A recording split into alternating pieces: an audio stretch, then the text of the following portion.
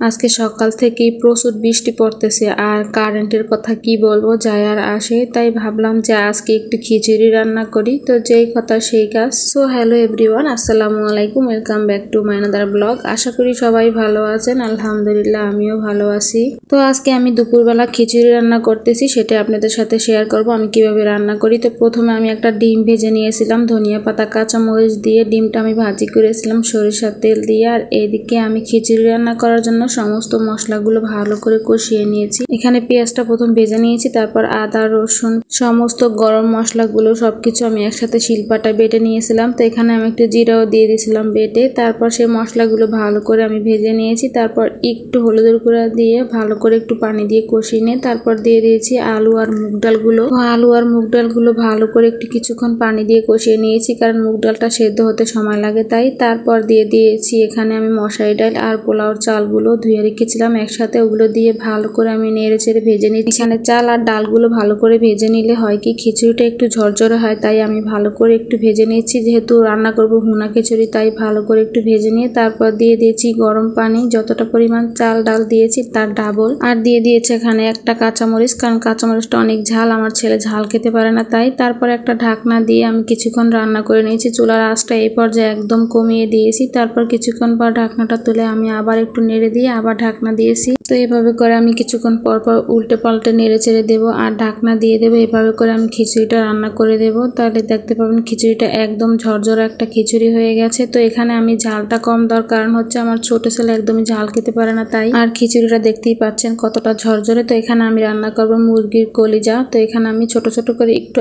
আলুও দিয়ে দিয়েছি। তারপর এখানে একটু ভালো করে পেঁয়াজটা লাল লাল করে ভেজে নিয়ে তারপর দিয়ে দিয়েছি কাঁচামরিচ, আদা রসুন আর গরম মশলা, সমস্ত মশলাগুলো যেরকম আমি বেটে দিয়ে দিই সবসময়। তো এখানেও সমস্ত মশলাগুলো আমি শিলপাটা বেটে দিয়েছি। তারপর ভালো করে মশলাগুলো কষিয়ে তারপর দিয়ে দিয়েছি একটু মরিচের গুঁড়া, হলুদের গুঁড়া, তারপর একটু পানি দিয়ে সুন্দর করে মশলাটা কষিয়ে নিয়েছি। তেল উঠে আসলে দিয়ে দিয়েছি আলু আর কলিজাগুলো দিয়ে ভালো করে নেড়ে চেড়ে একটু কষিয়ে দেবো। আর এখানে আমি দিয়ে দেবো এক টুকরা লেবুর রস আর দিয়ে দিচ্ছি পরিমাণ মতো লবণ। তারপর ভালো করে আরো কিছুক্ষণ নেড়ে চেড়ে কষিয়ে নেব। এখানে লেবুর রসটা দেওয়ার কারণ হচ্ছে এখানে লেবুর রস দেওয়ার কারণে গ্রানটা খুব সুন্দর আসে, তাই আমি এখানে একটু লেবুর রস দিয়ে দিলাম। তো এখানে ভালো করে কষিয়ে নিয়েছি কলিজাগুলো। এখন দিয়ে দিচ্ছি পরিমাণ মতো পানি দিয়ে একটু নেড়ে চেড়ে দিয়ে আমি কিছুক্ষণ রান্না করে নেব। তো এখানে আমি একটু ঝালটা বেশি করে দিয়ে দিয়েছি, কারণ খিচুড়িতে যেহেতু ঝাল কম দিয়েছি আমার ছেলে খেতে পারবে না তাই। আর তাছাড়া কলিজার সাথে একটু ঝাল না দিলে একদমই খেতে ভালো লাগে না, তাই একটু ঝাল দিয়ে দিয়েছি।